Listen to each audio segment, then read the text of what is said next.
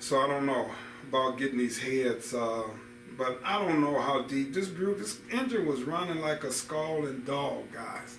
I want to just paint it and put it back in, but I think I do got to check on the timing cover at least.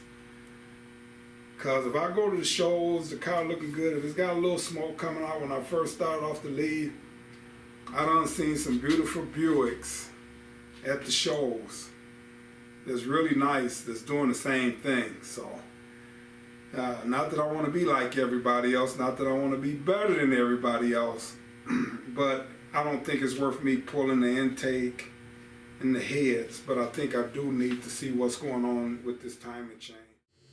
Sorry guys, so after talking to BUICKBOB, he said he's got a new timing chain, new gears in the oil pump there. So I don't have to tear this engine apart, which is good.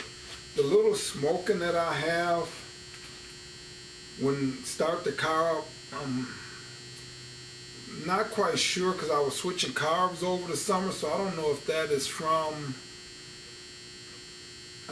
the carburetor or is that smoke coming from the valves. I'll figure that out this summer. If I have to pull the heads over the winter and have the heads redid, I'll do that. But right now, all I got to do is clean this engine up, scuff it up real good, and come in and replace harmonic balance.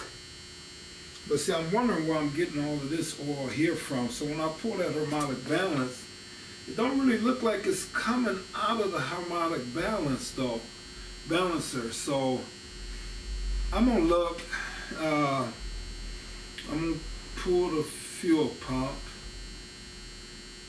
So I'm gonna look and see. I mean, I got slight oil up here. I'm gonna just clean it up.